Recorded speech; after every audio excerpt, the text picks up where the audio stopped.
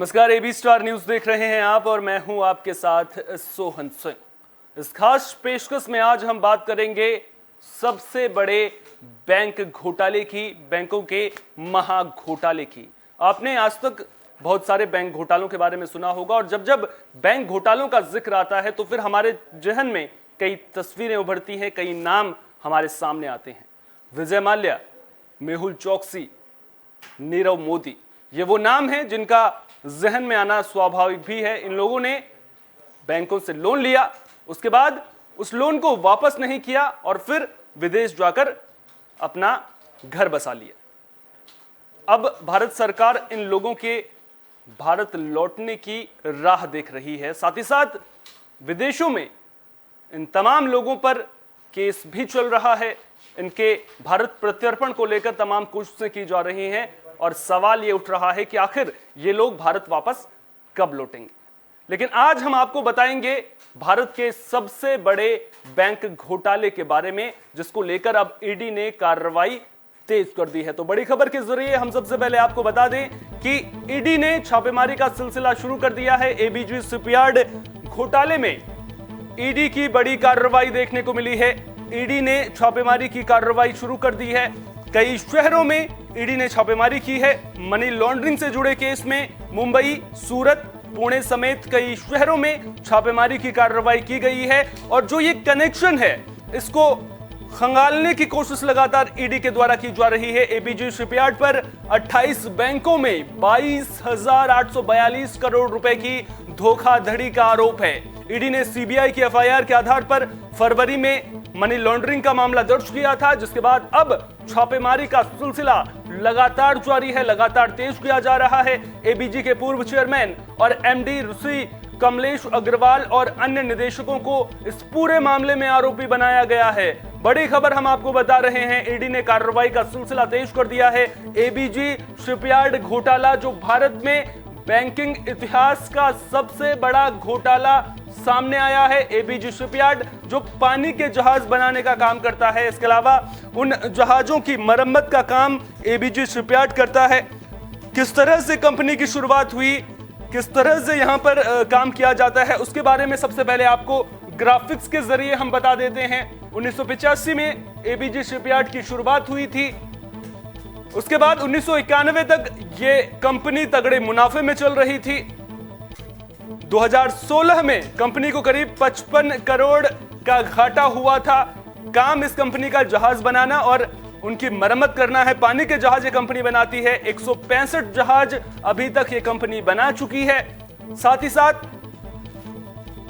1985 से इसकी शुरुआत हुई थी और उसके बाद से 22,842 करोड़ के बैंक फ्रॉड का इस पर आरोप है। कंपनी ने 28 बैंकों से लोन लिया। 2012 से 2017 के बीच में ये कर्ज लिया गया। 2016 में लोन अमाउंट एनपीए घोषित हो गया था और 2019 में इस पूरे मामले को लेकर पहली बार शिकायत दर्ज की गई थी। 7 फरवरी 2022 को एफआईआर भी दर्ज की गई। 8 लोगों पर सीबीआई ने जो है वो केस दर्ज किया है और एबीजी के पूर्व चेयरमैन और एमडी ऋषि कमलेश अग्रवाल और जो अन्य निदेशक थे उनको आरोपी बनाया गया। 12 फरवरी को सीबीआई ने अलग अलग शहरों में छापेमारी भी की थी। 22,842 करोड़ के घोटाले का आरोप ये लगा है। किन बैंकों से कितना कर्ज लिया है? आईडीबीआई से 3,634 करोड़, बैंक ऑफ बड़ौदा से 1,614 करोड़ का कर्ज लिया है। इसके अलावा पीएनबी से 1,244 करोड़ का, जबकि इंडियन ओवरसीज बैंक से 1,228 करोड़ का कर्ज लिया है। स्टेट बैंक से 2,925 करोड़, जबकि आईसीआईसीआई बैंक से 7,089 करोड़। जो ये आईसीआईसीआई बैंक का अमाउंट है, आपको बता दें कि ये सबसे ज्यादा है। इसके अलावा आईडीबीआई बैंक से, माफ कीजिएगा, 3,634 करोड़ का कर्ज एबीजी शिपयार्ड ने लिया है। तो ये हम आपको उन बैंकों के बारे में जानकारी दे रहे थे जिन अलग अलग बैंकों से एबीजी शिपयार्ड ने जो है वो कर्ज लिया था। ऐसे ही 28 बैंक हैं जिनसे एबीजी शिपयार्ड ने कर्ज लिया है।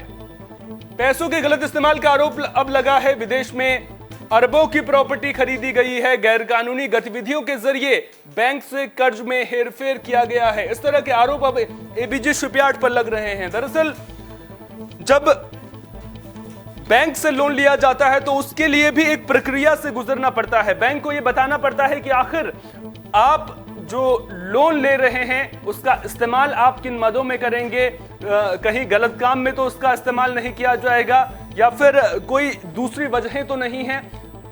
जो बात कंपनी की ओर से बैंक को बताई गई थी, जिन जगहों पर खर्च करने की बात बताई गई थी, उन जगहों पर इस पैसे को खर्च नहीं किया गया। और आरोप यह है कि बैंक के पैसे से विदेशों में अरबों की जमीन जो है वो खरीदी गई है। यहां पर आपको बता दें कि जब इस कंपनी की शुरुआत हुई थी तो शुरुआती दौर में यह कंपनी मुनाफे में चल रही थी, लेकिन फिर कंपनी को 55 करोड़ डॉलर के करीब का घोटाला हुआ था और फिर ये एबीजी शिपयार्ड वो घाटे में आ गई थी और उसके बाद इसके लिए वित्तीय हालत को सुधारना आसान नहीं था। लिहाजा कंपनी बैंक के पास गई, कंपनी ने बैंक से लोन लिया और ये दलील दी गई, ये कहा गया, माफ कीजिएगा, दलील जो है वो कोर्ट की भाषा में ज्यादातर इस्तेमाल होता है। ये बैंक से कहा गया कि आप अगर हमें लोन देते हैं तो फिर जो हमारी कंपनी की वित्तीय स्थिति है वो सुधर सकती है।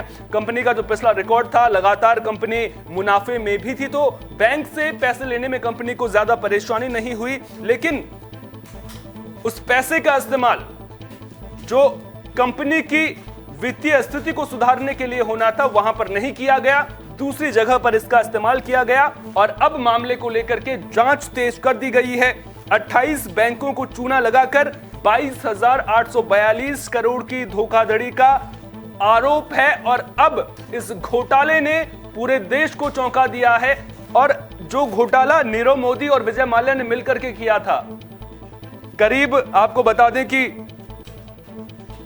24,000 करोड़ के करीब का घोटाला इन दोनों ने मिलकर के किया था। 22,842 करोड़ के करीब का जो है एबीजी शिपयार्ड पर अकेले इतना बड़ा घोटाला है। तो आप खुद ब खुद समझिए कि कितनी बड़ी ये अमाउंट है और किस तरह से बैंकों को चूना लगाया गया, किस तरह से जो कानूनी तरीके होते हैं उनमें हेरफेर की गई, गैरकानूनी तरीके से हेरफेर की गई और फिर बैंकों को चूना लगाने का यहां पर इस कंपनी ने काम किया है। पानी के जहाज बनाने का काम करती थी, लेकिन बैंकों को चूना लगाने का काम एबीजी शिपयार्ड की ओर से किया गया है। एबीजी शिपयार्ड गुजरात के दहेज और सूरत में यह शिपयार्ड कंपनी पानी के जहाज बनाने और उनकी मरम्मत का काम करती है। अब तक ये कंपनी 165 जहाज भी बना चुके हैं, जो जानकारी हम आपको पहले भी दे चुके हैं। और इस कंपनी के पास केवल भारत से ही ऑर्डर नहीं मिलते थे, इसे विदेशों से भी ऑर्डर मिलते थे और फिर यह कंपनी पानी के जहाज बनाने का काम करती थी। रिपोर्ट की अगर माने तो 2016 में कंपनी को 55 करोड़ डॉलर से ज्यादा का नुकसान हुआ था। इसके बाद एबीजी शिपयार्ड की हालत पतली हो गई थी, इसके लिए वित्तीय संकट से उबरना मुश्किल हो गया था। लिहाजा कंपनी ने अपनी वित्तीय हालत का हवाला दिया और फिर बैंक से लोन लिया और इसी तरह से इस बड़े घोटाले की पटकथा शुरू हुई, जिसके बाद अब जांच एजेंसियों के सामने इस घोटाले की परत दर परत खुलासा करने की चुनौती है। देखना दिलचस्प होगा कि अब ये पूरा मामला आखिर उजागर कब होता है, शिकायत कब मिली थी, किस तरह से जो बैंक हैं उनको ये भनक लगी कि उनका पैसा अब डूबने वाला है, उस बारे में भी आपको जानकारी दे देते हैं। एसबीआई ने इस मामले की पहली शिकायत 8 नवंबर 2019 को की थी। 1.5 साल से ज्यादा वक्त तक जांच पड़ताल करने के बाद सीबीआई ने 7 फरवरी 2022 को मामले में प्राथमिकी दर्ज की। एसबीआई ने यह भी बताया कि आखिर क्यों बैंकों के संघ की ओर से उसने मामले में केस दर्ज करवाया। दरअसल सबसे ज्यादा अगर आप अमाउंट पर नजर डालेंगे, जिन जिन बैंकों से लोन अमाउंट लिया गया है, तो सबसे ज्यादा आईसीआईसीआई और आईडीबीआई बैंक कंसोर्शियम से ये लोन लिया गया है। लेकिन अगर सार्वजनिक क्षेत्रों के बैंकों की बात करें तो सार्वजनिक क्षेत्रों के बैंकों में सबसे ज्यादा जो अमाउंट है वो एसबीआई से लिया गया है। इसलिए यह तय किया गया कि जो शिकायत है वो एसबीआई इसकी दर्ज करवाएगा। लिहाजा एसबीआई ने इस पूरे मामले की शिकायत दर्ज करवाई। एसबीआई ने जब शिकायत दर्ज करवाई तो उसमें यह भी बताया कि उन्हें गड़बड़ी का पता पहले ही चल गया था, 2013 में ही पता चल गया था और कंपनी का लोन एनपीए भी हो गया। इसके बाद एसबीआई की ओर से लोन रिकवरी को लेकर के तमाम कोशिशें की गई। एसबीआई ने कोशिश की कि किसी तरह से जो लोन दिया गया है उसको वापस लिया जाए, लेकिन सारी कोशिशें नाकामयाब साबित हुई। 7 फरवरी को मामले में पहली प्राथमिकी दर्ज करने के बाद सीबीआई ने 12 फरवरी को 13 जगहों पर छापेमारी भी की, जिसके बाद देश का सबसे बड़ा घोटाला सामने आया और अब मामले में जांच तेज कर दी गई है। ईडी मामले की जांच कर रही है, लगातार छानबीन का सिलसिला जारी है और लगातार छापेमारी की जा रही है। देखना दिलचस्प होगा कि इस मामले में और कितने नाम अभी सामने आते हैं। 8 लोगों को आरोपी बनाया गया है। इसके अलावा एबीजी शिपयार्ड के जो चेयरमैन और एमडी, उन्हें भी आरोपी बनाया गया है। देखना दिलचस्प होगा कि अब इस पूरे मामले में और कौन कौन से नए पहलू उजागर होते हैं।